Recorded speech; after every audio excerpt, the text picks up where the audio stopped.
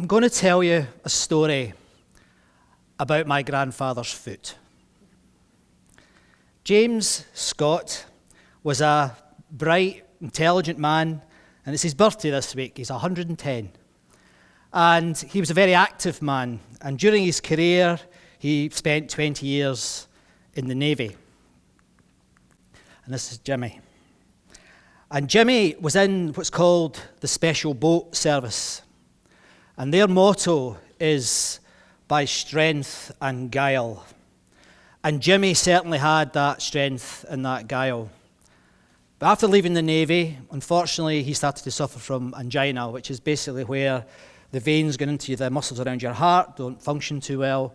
And he had to give up many of his passions. And those passions included hiking and walking in the Scottish Highlands amongst the Munros and the Corbetts. But Jimmy didn't give in. Jimmy decided he would focus on another one of his passions. And that other passion was writing. Now, he wasn't the type of fella who would write a novel, but he loved writing letters. And Jimmy had family all over the world, from Canada, New Zealand, Australia, and all over the United Kingdom. He had many children and had an awful lot of grandchildren. And I was one of those grandchildren. And Jimmy wrote to me every week for the 25 years that he lived after getting angina.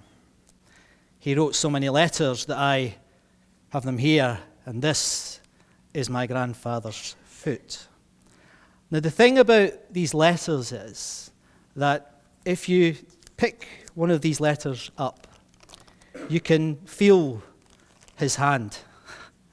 You can see where he has scored lines out. He's changed his mind. I love that bit. And you can even occasionally get a whiff of the aftershave that he used to wear that came in that white bottle with a little ship on. So these are precious to me. These mean an awful lot to me. Now, as I was telling you that story, I got goosebumps. I've never told that story publicly before. And I'm shaking a little bit.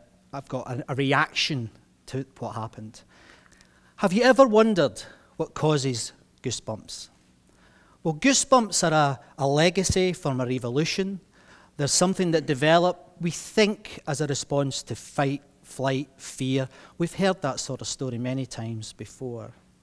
But what you might not have heard before is, and my background, I'm a biologist, and one of my professors used to say, he would say, you know, we spent 50,000 years as wildlife.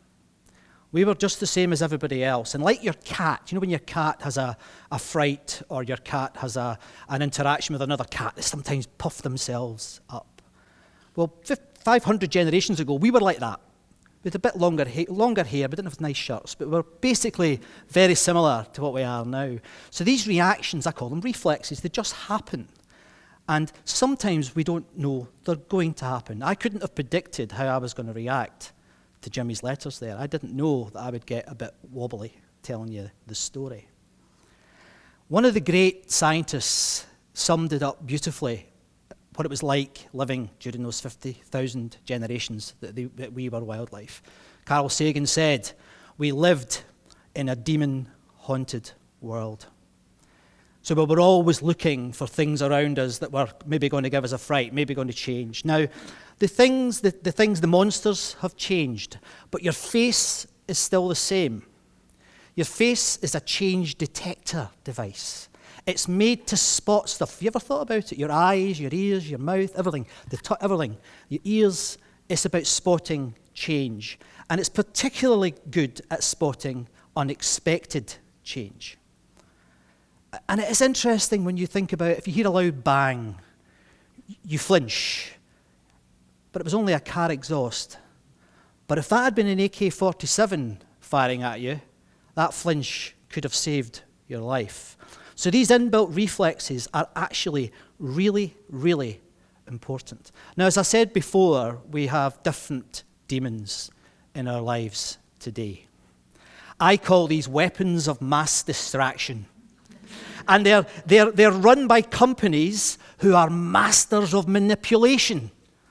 So it's a really interesting context we live in. And our relationship with technology is very rarely out of the media. You'll have heard good stories about the potential of the Arab Spring. You'll have heard scary stories about elections in certain parts of the world. So it's in the media a lot. And our environment is full of that. And some research just published in the last few weeks suggests that in the United Kingdom, on average, we are now spending 3 hours or more on social media.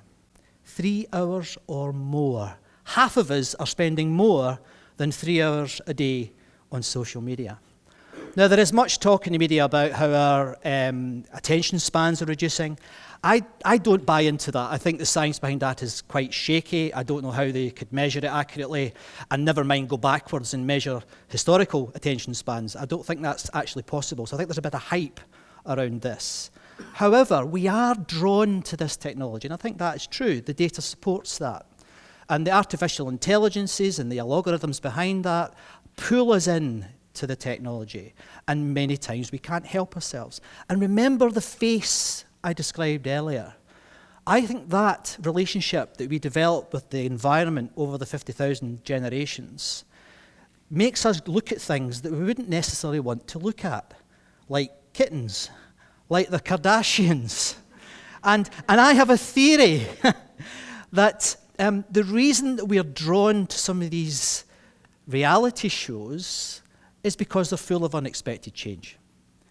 We go, oh, and we just have to watch it. We're waiting for the road wreck. We're waiting for the whatever to happen.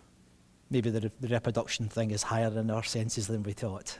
But so I started to think about this when I was putting together my thinking for today, and I thought, I'm a dad, and I want to try and make sure my kids understand this, and I want them to just be conscious of the fact that there's something going on in our biology that has an effect on our bodies and our lives.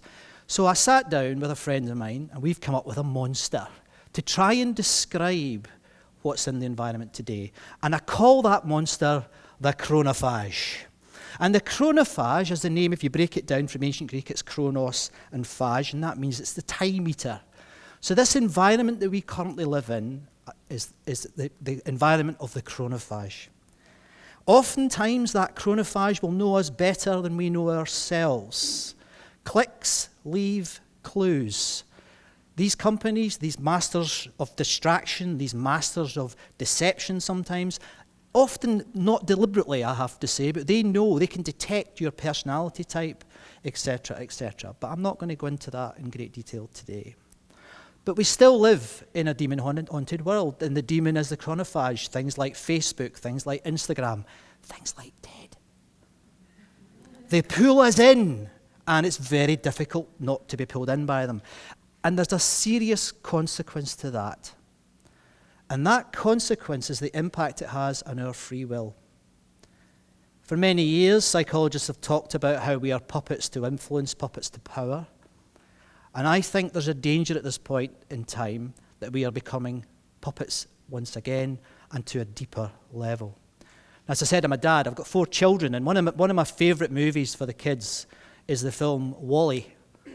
And in WALL-E, I don't know if you've seen it, but it's a little robot, and it ends up meeting some humans who are in a big spaceship. And they're all these large meat bags with all their needs being seen to by artificial intelligences. Now, as a father, I don't want that to happen to my kids. I don't want it to happen to me, but I especially don't want that to happen to my kids, because I believe if we don't change the way we frame this, we could sleepwalk to that potential future. And I do not want that to happen, as I've said. So my big idea is, the thing I want to spark today is I want to spark a free will rebellion. I think it's time for us to say, no, we do not want this in our lives to continue the way it currently is. I want a free will rebellion. Now, when I started to think about it again, I thought, okay, I have to help people with the how. It's all very well to say what I would like the big idea to be, but I think I need to give you some how. And the first thing I thought of was, okay, let's treat social media like we did passive smoking. And we remember the impact that had on people's smoking habits. It reduced them significantly. But then again, and I think this is useful probably for parents and for some paranoid employers, that maybe they could use it in that context.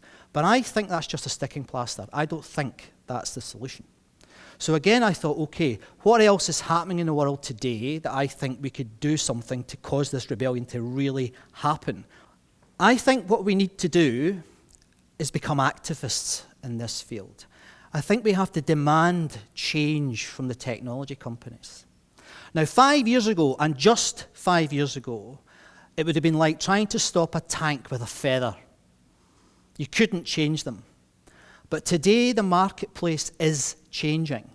We have new technologies coming into the market every day. Some of you may not have heard of TikTok, but TikTok is the new video platform that's gone from 0 to 500 million users in 18 months. They can threaten YouTube.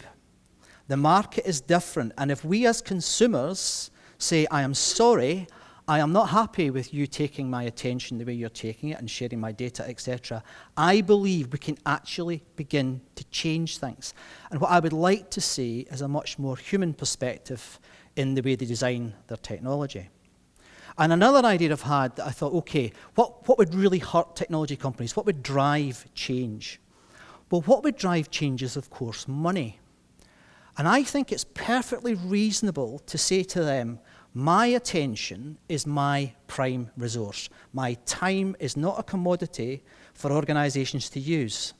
So I think it's perfectly reasonable for us to say, if you want me to watch your commercials, to watch your adverts on television, I want some money. I want you to pay me to watch your commercials. Now, the environment there has also changed, that we can now have micro economies driven by what they call cryptocurrencies. That is actually possible, and I am talking to clients about how they could do that.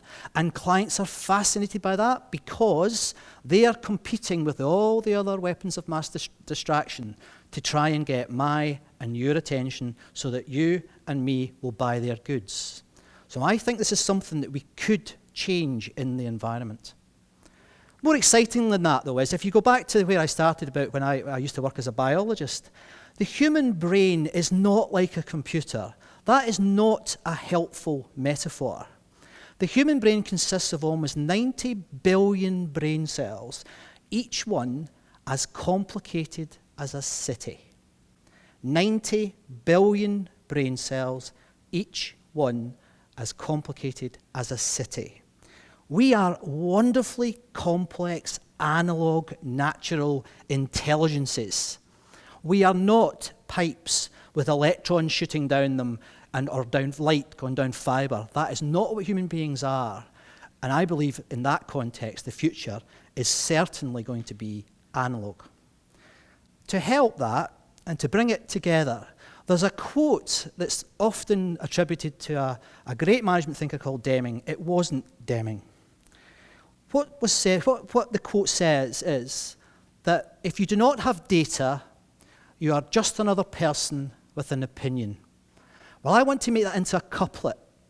And my couplet is this: if you only have data, you're just another logarithm.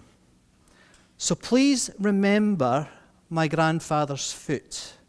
Remember the visceral feeling that hopefully you got from listening to that story. Let's consciously build experiences like that into our daily lives and into our children's lives. Let's make them familiar with the chronophage, and let's start a free will rebellion.